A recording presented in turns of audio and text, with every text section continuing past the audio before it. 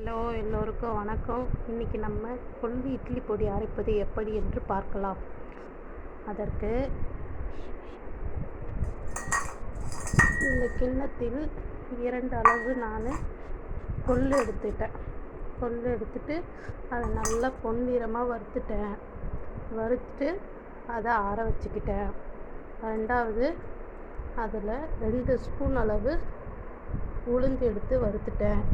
அதுக்கப்புறம் கடலப்பருப்பு எடுத்தும் ஒரு ஸ்பூன் அளவு கடலப்பருப்பு எடுத்து வறுத்துட்டேன். எல்லாத்தையும் ஆற வைக்கிறதுக்கு தட்டில் கொட்டிட்டேன். அப்புறம் சீரகம் பூண்டையும் பொன்னிறமாக வறுத்து எடுத்துக்கிட்டேன் லைட்டாக.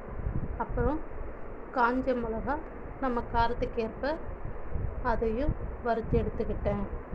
அப்புறம் நமக்கு தேவைன்னா ஒரு கொட்டை புளி, நமக்கு ஸ்பைஸியாக இருக்க தேவை அதுக்கேற்ற மாதிரி ஒரு பிஞ்சு புளியும் எடுத்து வச்சுக்கிட்டேன். இப்போது நம்ம அரைக்கிறத பார்ப்போம்.